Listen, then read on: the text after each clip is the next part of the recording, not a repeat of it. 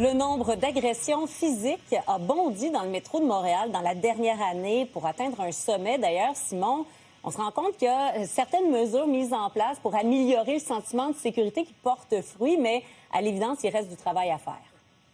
Oui, parce que beaucoup d'usagers à qui on parle depuis ce matin, Marianne, nous le disent, le sentiment de sécurité dans le métro, c'est un enjeu quasi au quotidien pour eux. Selon des données obtenues par nos collègues du Journal de Montréal auprès du service de police de la Ville de Montréal, le nombre d'interventions concernant des agressions physiques a bondi, a doublé en l'espace de 5 ans pour atteindre un sommet à 726 l'an dernier en 2025. Ce que dit la section du SPVM liée au métro, c'est qu'en gros, ces agressions-là sont survenues davantage en début d'année.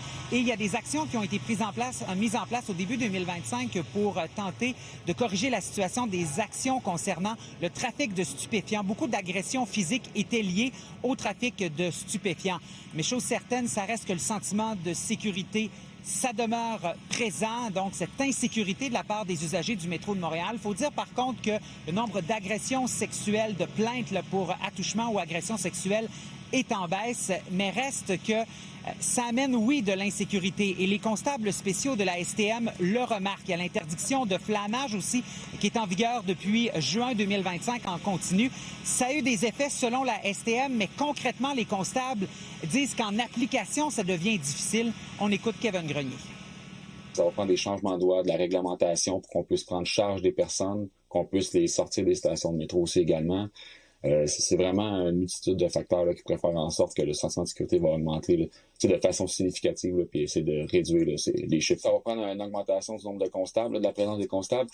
Il y a aucune embauche qui est prévue pour l'année 2026, ce qui fait en sorte que le nombre va stagner, puis non seulement ça, il risque de diminuer. Donc, il y a des améliorations sur certains plans, notamment agression sexuelle ou encore vol qualifié lorsqu'on parle du nombre d'interventions du SPVM dans le métro. Mais les usagers à qui je parle disent que ça prend des solutions. Et certaines de ces solutions sont des solutions de société, notamment parce que l'enjeu de l'itinérance amène beaucoup d'insécurité dans le métro. Donc, on m'a parlé beaucoup de logements lorsque j'ai demandé aux usagers du métro qu'est-ce qu'on pourrait mettre en place pour améliorer la sécurité. Ça prend l'hébergement. Les gens ne peuvent pas rester dans la rue. C'est la pauvreté. Donner un logement aux gens qui en ont besoin et changer de gouvernement.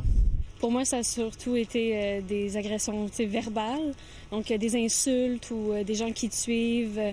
Mais j'ai pas vraiment eu d'expérience au métro Mont-Royal, mais c'est certain que c'est à la hausse, puis j'ai utilisé justement le numéro pour texter, pour inviter des constables à venir constater les situations.